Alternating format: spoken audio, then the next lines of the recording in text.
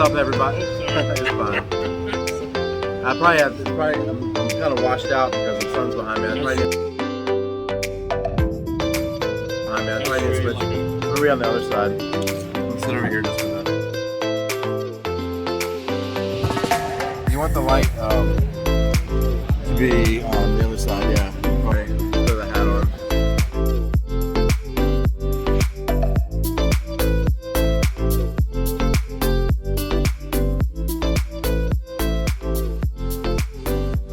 What's up, everybody? It's Jimmy here with the CLT Life, and today I'm at Cabo Fish Taco in Ballantyne, which is a suburb of Charlotte, North Carolina. I'm with one of the owners, Craig Calcasola. Did I say it right? You did. Good job. Cool. So Craig here is one of the owners of Cabo. Y'all have been around in the Charlotte area for what, 10, 15? Actually, a little bit longer now. We've the first restaurant of Cabo Fish Taco, the original partners, which I'm not one of, friends and all partners now. But the three original partners, they all went to Blacksburg up at. And I'm a Wahoo, by the way. Well, we're rivals, but that's okay. That's okay. We're down in North Carolina. So we're all Virginians, yeah. But they're big surfers, and I'm a beach goer myself as well. But they used to go surfing between like San Diego, California, all the way down to the Baja Peninsula. They'd stop at the little fish shacks, shrimp shacks that you see along the road while you're surfing. And they thought this is incredible food. This is something we need to bring back to Charlotte. So 21 years ago, they opened up Cabo Fish Taco in NoDa, which is just north of town, but we're probably about 20 minutes away on the south side here. Opening up a fish taco joint here in North Carolina. So, but it's exploded. It's been on diners, drive-ins, and dives. It's been on the Food Network. So now at this point, there's 4 restaurants. There's 2 up in Virginia, one back on campus at Blacksburg, one in Roanoke, and then the second location down here in Charlotte is we're here in beautiful Ballantyne. You've been open here. You were telling me a few minutes ago. You opened, I think, in 2019. We did. And you're basically like on your 3rd reopening now, just with everything that happened with COVID. Yeah, it's been a crazy time for all restaurant, all hospitality business. So we were looking for a location, which obviously this location made sense, being on the south side of town. Right. We love the infrastructure on this because we're kind of events people. So we put on a lot of events out in the parking lots, on this patio. And it's a beautiful patio. So the space made sense and still makes tremendous sense going into the future. But we opened in March of 2019. Fantastic right out of the blocks. We were on a wait every single day for months. Obviously, it goes to the food and experience service as well as the brand that we've got. But a year later, almost to the day, COVID hits. Right. So unfortunately, it changes everything. Unfortunately, we went from 65 employees down to 3 employees within one afternoon, unfortunately. But it was nice to see the outpouring of our customer base in the Ballantyne area, especially coming out, ordering takeout, trying to keep us where we needed to be, which was fantastic. And obviously, we've hired back basically everybody who's wanted to be back. We're probably back up to about 60 employees at this time. So we had COVID for a year. We were open for a year. COVID for a year, and now we're fortunately coming on the tail end of COVID, so it's almost like reopening again for the 3rd time in 3 years. So it's been a fun, different experience, but I think we've learned a lot, and I think we actually will be better. So I've got a couple things that I've always like, favorite items, and like today I had the beer battered cod and also beer battered shrimp tacos. I had cobia burrito one time. Sometimes we have specials.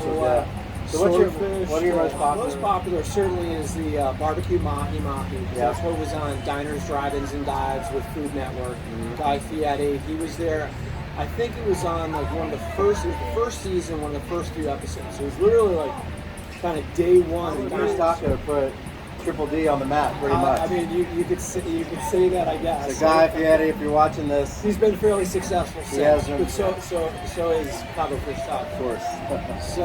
But barbecue mahi, we get that request every single day from anybody who's like, oh, I saw it on TV, I want to order that. So that one is kind of always sits there on the 1 or 2 mark. But soy salmon tacos, as well as our tabaru tuna tacos. our tuna and salmon, you can get at any temperature. You can eat them raw. They're sushi grade. Where's that come in from? You fly all it the in? stuff all the stuff is coming out of Charleston, South Carolina. Okay. Obviously, it comes in from a number of different locations, but the A majority lot of of our it's probably seafood, being fresh caught. yeah, off the our seafood is coming from a provider out of Charleston, South Carolina, which we get multiple times per week. So those would be our biggest sellers for sure. Soy salmon, tabaru tuna, and our barbecue. So what would you say sets you apart from any other restaurant in the Charlotte area?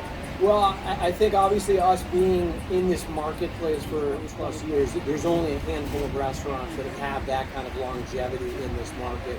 And where we started, for people who don't know NoDa, NoDa is transitioned quite a bit over the past 20 years, especially on the real side. Yeah, it's an art district. You know, it's a cool, funky vibe to it, and that's what Cabo Fish Taco is.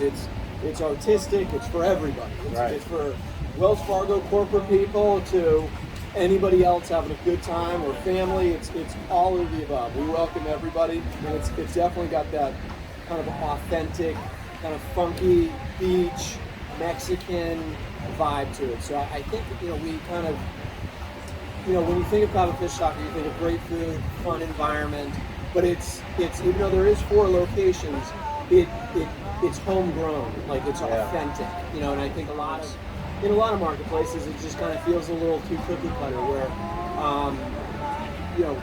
we aren't. Right. Like we're playing reggae music and we're hanging out. Yeah, I feel like I'm at the beach. I feel like I'm in I love Wilmington, North Carolina. Yep. And you got a Wrightsville Beach, and there's some spots like this a little bit. And that's the feel that I get when I'm here. Yeah, it's definitely it's very casual, but a high quality food that goes with it. So, and we try to even do more of that type of stuff. Like I was saying before, that we a couple times a year we close out the parking lot. We have live music, bands all day in the parking lot. Right now we have music. For the most part, 4 to 5 days a week out the parking lot. So we expand the footprint out and make it much more of a block party community event, in evenings and on weekends. So it's a fun environment. We usually have different things going on. So one question that I always ask everyone whenever I do these interviews is, why is it important to support local businesses? Like I said before, and it's not just us. It's all restaurants. We've been very fortunate with being in the marketplace once again for 20 plus years. So we're a brand that people recognize, and so we were probably a little bit benefited, better position compared to other restaurants. And we're all friends in this space. So I feel horrible for these restaurants that close down. But supporting locally. Obviously all of our employees are local. They're from here. We employ, even though you might try, it's just a smaller restaurant, we employ 65 people. Wow. And it's been very difficult, especially with COVID, especially with children not in school. So a lot of our folks here are single parents, or even have children. Well, now it impacts them being able to work because their kids are in school. So it's, I feel we've got a great staff. We're all local. I'm local. I've lived right here for 15 years in Ballantyne. I love it here. We're only 3 hours to the beach. Only three to the beach? 3 minutes for me to get here, which is kind of like the beach, and 3 minutes to the real beach. Yeah. Well, do you mind giving us a quick tour inside the place? Sure. Let's go walk around. All right, so we're out here on the patio now. This is the parking lot that you were talking about, where you have lots of events and music and stuff out here. Yeah, we closed down the entire parking lot. Even this past weekend, we did a workout, little 5K run. We probably had 100+ people out here with a DJ cooking some tacos out in the parking lot. So nice. It's a fun spot that we try to bring everything outdoors. Cool. Can we take a look inside? Sure. All right, let's go. Yeah, actually, all the artwork in here, from this guy over here to everything that's along the bar, that's actually a local artist who lives right down the street. He's one of our customers. He just asked if he could showcase his art here. So he's got pieces all over here, which is cool. It's once again, tying us back into the community that all of our customers are family with us here. You're a pretty fully stocked bar. Yeah, we have a number of tequilas on on the show. But we've got 20 beers on tap. As well as we've got a couple of frozen margaritas. We like to do a lot of things with charity. So this month is LLS, Leukemia Lymphoma Society. It's actually the event that we had out here this past Saturday was an LLS event that we were raising money. But so this month, our proceeds from the Joe's Frozen Blood Orange Margarita, the proceeds benefit LLS and that foundation. So it's one of the things that you'll see in here every once in a while. But yeah, we're a fully stocked bar. Love to have people out for happy hour. Awesome. Well, Craig, I appreciate your time.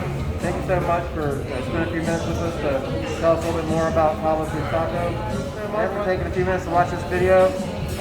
You'll see more videos of local businesses on the cltlife.com. Be sure to subscribe to the YouTube channel, and we'll see you next time.